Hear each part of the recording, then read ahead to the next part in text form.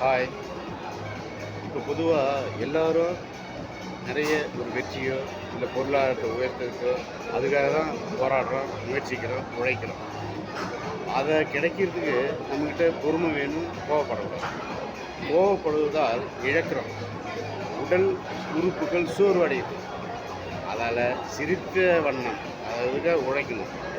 கோபம் அவர்களை உதாரணத்துக்கு இப்போ ஒரு பிக் ஷாட் பெரிய மனிதர் இருக்காருன்னு வச்சுக்கோங்க. அவங்க ஒரு வேலைக்காரரை ஓட்டுநரை காலையில் 4 மணிக்கு வந்திருப்பா அப்படின்றாரு. அவர் போயிடுறாரு. இரவு சொல்லணும் கரெக்டாக 4 மணிக்கு வரல. அவர் 4:15 வராரு.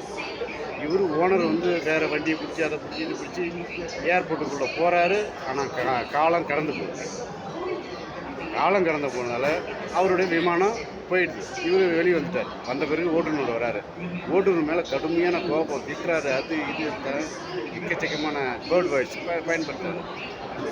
ஆனால் அந்த விமானம் கடந்து கொஞ்சம் தூரம் போனோடனே வெடிச்சிடுது. வெடிச்சிட்ட பிறகு தான் பயங்கர மகிழ்ச்சியாக வருது அந்த பிக் ஷாட்டு. இந்த ஓட்டுநர் காலதாமதம் வந்தது தான் நம்ம உயிர் போயிடுச்சோம்.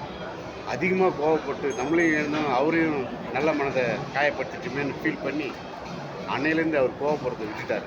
அதுமாரி ஒரு கெட்டது நடந்தாலும் நல்லது நடக்காத போனாலும் கோவப்படாதீங்க. கோபம் ஒரு நேரம் உயர்த்தும்.